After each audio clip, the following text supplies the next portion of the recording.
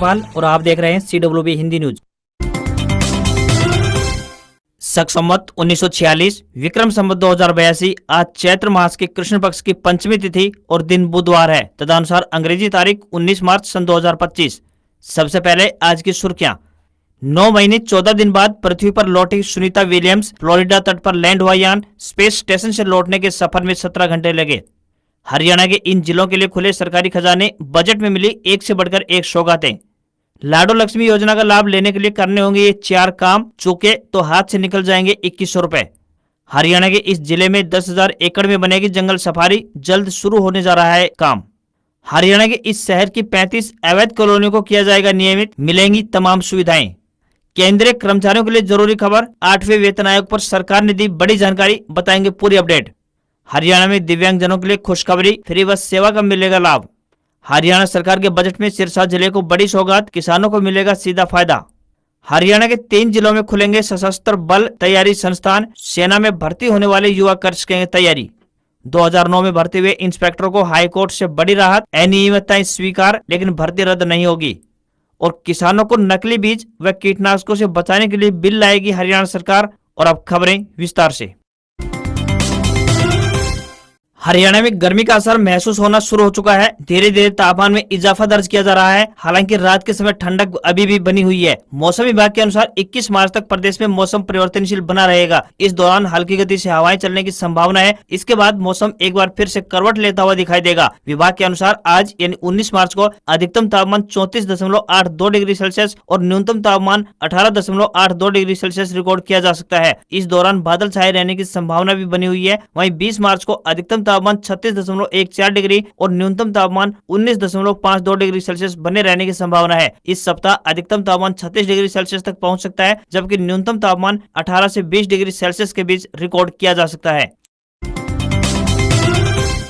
वायुसेना station canteen Chandigarh द्वारा विभिन्न पदों पर भर्ती के लिए आवेदन मांगे गए हैं। जो भी उम्मीदवार इन पदों पर इच्छुक हैं, वह अपने आवेदन भेज सकते हैं। इन पदों के लिए उम्मीदवारों को ऑफलाइन माध्यम से आवेदन भेजने होंगे। सैलरी 21,850 रुपए से लेकर 69,530 रुपए पर मंथ मिलेगी। इन पदों के लिए उम्मीदवार के पास अकाउंट में डिग्री व एक्सपीरियंस होना चाहिए। उम्मीदवार को कंप्यूटर की बेसिक नॉलेज होनी चाहिए। वहीं भर्ती में भूतपूर्व सैनिकों को प्राथमिकता दी जाएगी। ये भर्तियां निःशुल्क यानी फ्री की जाएंगी। न्यूनतम आयु 18 वर्ष और अधिकतम आयु 50 वर्ष तय की गई है। आवेदन करने की आखिरी तारीख 30 मार्च है।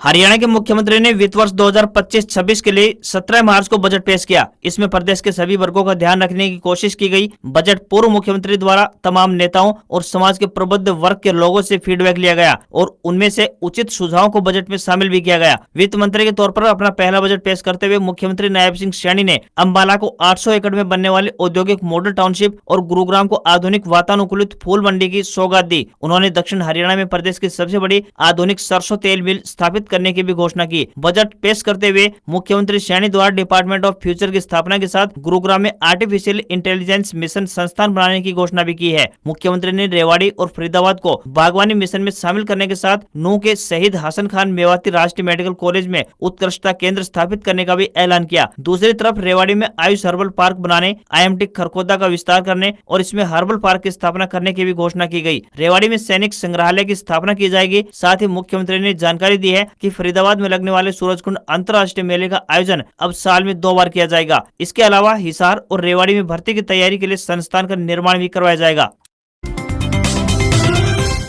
हरियाणा के मुख्यमंत्री नायब सिंह सैनी ने बतौर वित्त मंत्री अपना पहला बजट पेश किया। उन्होंने इतिहास में पहली बार प्रदेश का 2,05,017 करोड़ रुपए का बजट पेश किया। पिछले साल पूर्व मुख्यमंत्री मनोहर लाल खट्टर ने 1,89,000 करोड़ रुपए का बजट पेश किया था। इस बार बजट में 13.7% यानी 16,000 करोड़ की बढ़ोतरी हुई है। हरियाणा सरकार ने अपने बजट में कोई बड़ी लोक लुभावन घोषणा नहीं की है, लेकिन किसानों, युवाओं और खिलाड़ियों के लिए कई बड़ी घोषणाएं की है, जिसका सीधा लाभ इन वर्गों को मिलेगा। किसानों के लिए धान की सीधी बिजाई करने पर सब्सिडी राशि में बढ़ोतरी का तोहफा दिया गया है। सीएम नायब सिंह सैनी ने कहा कि 1 अप्रैल से दिव्यांगजन अधिकार अधिनियम 2016 के अंतर्गत मान्यता प्राप्त सभी 21 प्रकार की दिव्यांगताओं के लिए वित्तीय सहायता दी जाएगी। हरियाणा में दिव्यांगजन कोष की स्थापना की जाएगी, जिसके लिए 50 करोड़ रुपए का बजट रखा जाएगा। वहीं अब से राज्य के दिव्यांग मुफ्त में यानी फ्री में बस का सफर कर सकेंगे। हरियाणा रोडवेज की सामान्य बसों में इस वर्ग के लोगों को फ्री बस सेवा का लाभ मिलेगा। हरियाणा के मुख्यमंत्री नायब सिंह सैनी ने चुनाव के दौरान घोषणा की थी कि यदि उनकी सरकार बनती है तो अब प्रदेश की महिलाओं के खाते में 2100 रुपए भेजेंगे। इस योजना को लाडो लक्ष्मी योजना नाम दिया गया था, जिसके लिए अब की बार के बजट में प्रावधान भी कर दिया गया है। इस योजना के तहत हरियाणा की पात्र महिलाओं को अब हर महीने 2100 रुपए राशि भेजी जाएगी। जो महिलाएं गरीबी रेखा से नीचे जीवन यापन कर रही है, उन्हें इस योजना के तहत लाभ दिया जाएगा। अभी तक इस योजना का नोटिफिकेशन जारी नहीं किया गया है, लेकिन अगर आपको भी इस योजना का लाभ चाहिए तो आपको इसकी तैयारी अभी से शुरू कर देनी चाहिए। ऐसा इसलिए क्योंकि जब भी कभी इस योजना के तहत आवेदन शुरू हो तो आपको कोई परेशानी न आए। अगर आप हरियाणा के स्थायी नागरिक हैं और आपके परिवार की सालाना आय 1,80,000 रुपए से कम है तो आपको बीपीएल श्रेणी में समझा जाएगा। यदि आपका अभी तक बीपीएल कार्ड नहीं बना है तो आप इस योजना के तहत पात्र नहीं माने जाएंगे। वहीं वर्तमान में हरियाणा राज्य की सभी योजनाओं के लिए परिवार पहचान पत्र यानी PPP को जरूरी कर दिया गया है। अगर आपका परिवार पहचान पत्र में नाम दर्ज नहीं है तो आपको तुरंत यह काम करवा लेना चाहिए। इसके लिए आप अपने नजदीकी कॉमन सर्विस सेंटर या फिर सरल केंद्र पर जा सकते हैं। अगर आपका आधार कार्ड बैंक खाते से लिंक नहीं है तो भी आपको यह काम तुरंत करवा लेना चाहिए। बता दें कि ये 2100 रुपए सिर्फ उन्हीं महिलाओं के खाते में भेजे जाएंगे जिनका आधार कार्ड बैंक खाते से लिंक होगा। हरियाणा सरकार द्वारा वित्त वर्ष 2025-26 के बजट में सिरसा जिले के लिए कई बड़ी घोषणाएं की गई हैं। इन घोषणाओं का खास तौर पर सीधा लाभ किसानों और युवाओं को मिलेगा। मुख्यमंत्री नायब सिंह सैनी ने पन्नीवाला मोटा के इंजीनियरिंग कॉलेज को हरियाणा प्रौद्योगिक इंस्टीट्यूट के रूप में विकसित करने की घोषणा की है। सीएम नायब सिंह सैनी ने अपने बजट भाषण में कहा कि सिरसा जिले में सफेद झींगा मछली पालन का बढ़ावा देने के लिए एकीकृत एक्वा पार्क उत्कृष्टता केंद्र स्थापित किया जाएगा। सरकार की इस घोषणा से किसानों को और ज्यादा लाभ पहुंचेगा। हरियाणा सरकार ने बजट में बताया कि किन्नू उत्पादक किसानों के लिए हरियाणा एग्रो इंडस्ट्री कॉर्पोरेशन और हरियाणा डेयरी विकास सहकारी प्रसंग लिमिटेड की ओर से संयुक्त रूप से जूस प्रसंस्करण संयंत्र स्थापित किया जाएगा। यहाँ जूस की पैकेजिंग हो सकेगी। बता दें कि सिरसा जिले में 15,000 एकड़ से अधिक क्षेत्र में किन्नू के बाग लगाए गए हैं। यहाँ का किन्नू देश ही नहीं बल्कि विदेशों में भी निर्यात होता है। अब यहाँ जूस प्रसंस्करण संयंत्र स्थापित होगा। माताओं और शिशुओं के स्वास्थ्य को बेहतर बनाने के लिए मातृ मृत्यु दर व नवजात मृत्यु दर, शिशु मृत्यु दर और 5 साल से कम आयु के शिशुओं की मृत्यु पर भी सुधार लाने के उद्देश्य से सिरसा में अति आधुनिक मातृ एवं शिशु स्वास्थ्य केंद्र स्थापित किया जाएगा। इसके अलावा हर 10 किलोमीटर के दायरे में एक नया मॉडल संस्कृति स्कूल खोला जाएगा, जिसका सीधा फायदा सिरसा की डबवाली और फतेहाबाद जिले के भट्टूकला जैसे ब्लॉक के छात्रों को मिलेगा।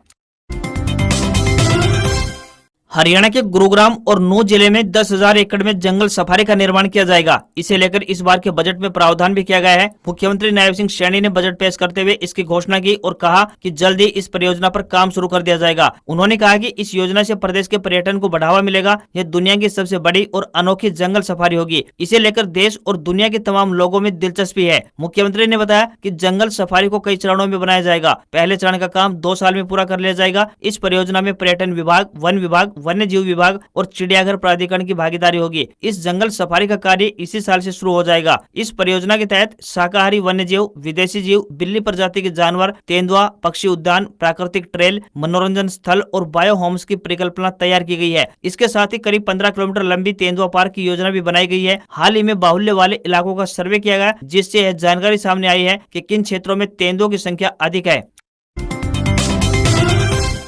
हरियाणा के मुख्यमंत्री नायब सिंह सैनी द्वारा सोमवार को प्रदेश का बजट जारी करते हुए कुल 2,145 अवैध कॉलोनियों को नियमित करने की घोषणा की गई। इनमें गुरुग्राम की 35 कॉलोनियां भी शामिल हैं। इनका सर्वे किया गया, जिसके बाद गुरुग्राम नगर निगम ने सरकार को इनकी डिटेल भेजी थी। अब इन कॉलोनियों के नियमित हो जाने से यहाँ के लोगों को सभी मूलभूत सुविधाएं उपलब्ध हो पाएंगी। यहाँ के निवासियों को सड़क, सीवर, पानी, स्ट्रीट लाइट और अन्य तमाम तरह की सुविधाओं के लिए परेशानियों का सामना अब नहीं करना पड़ेगा। अब इन कॉलोनियों के नियमित हो जाने से इनमें रहने वाले करीब 1 लाख लोगों को सीधा फायदा पहुंचेगा। इन्हें सभी मूलभूत सुविधाएं मिल पाएंगी। यहाँ निगम की इंजीनियरिंग विंग द्वारा पक्की गलियां, पीने का पानी, सीवर लाइन, स्ट्रीट लाइट आदि लगाने का काम शुरू किया जाएगा। यहाँ पार्क भी विकसित किए जाएंगे। इन कॉलोनियों के निवासियों से अब विकास शुल्क वसूला जाएगा, जो कलेक्टर रेट का 5% होगा। इसे जमा करवाए बिना जमीन की खरीद फरोख्त नहीं हो पाएगी। वहीं रजिस्ट्री के लिए नो ड्यूज सर्टिफिकेट लेना भी आवश्यक हो गया है। रामनवमी का पावन पर्व हर साल चैत्र महीने की शुक्ल पक्ष की 9वीं तिथि को मनाया जाता है। इस दिन व्रत रखकर भगवान श्री राम की पूजा अर्चना करने का विशेष महत्व बताया गया है। बता दें कि रामनवमी के दिन ही रामलला का जन्म उत्सव मनाया जाता है। हिंदू कैलेंडर के अनुसार इस साल रामनवमी तिथि का शुभारंभ 5 अप्रैल यानी शनिवार को शाम 7:26 पर होगा, जो कि 6 अप्रैल रविवार को शाम 7:22 तक रामनवमी रहेगी। ऐसे में उदय तिथि के अनुसार चैत्र शुक्ल पक्ष की 9वीं तिथि 6 अप्रैल को मनाई जाएगी। दोपहर में रामलला का जन्मोत्सव भी मनाया जाता है। 6 अप्रैल को रामनवमी का शुभ मुहूर्त दिन में 11:08 से शुरू होकर दोपहर 1:39 तक रहने वाला है। केंद्र की नरेंद्र मोदी सरकार ने जनवरी 2025 में 8वें वेतन आयोग का ऐलान किया था। इस ऐलान के बाद से ही केंद्रीय कर्मचारियों और पेंशनर्स को 2 समिति सदस्यों और अध्यक्ष की नियुक्ति का बेसब्री से इंतजार है। उम्मीद है कि सरकार अप्रैल में पैनल के सदस्यों के नामों की घोषणा करेगी। चूंकि 7वें वेतन आयोग का कार्यकाल 31 दिसंबर 2025 को समाप्त हो रहा है, ऐसे में कर्मचारियों के मन में बड़ा सवाल यही है कि क्या सरकार अगले साल जनवरी महीने में नए वेतन आयोग को लागू कर पाएगी या फिर नहीं। बता दें कि पिछले उदाहरणों को देखते हुए यह बेहद असंभव दिख रहा है कि 8वें वेतन आयोग की सिफारिशें जनवरी 2026 से लागू होंगी, क्योंकि पिछले वेतन आयोगों ने अपनी रिपोर्ट को फाइनल रूप देने में आमतौर पर 1 साल से ज्यादा का समय लिया था। संभावना अधिक है कि सिफारिशों को कार्यान्वयन वित्तीय वर्ष 2026-27 में ही देखा जाएगा।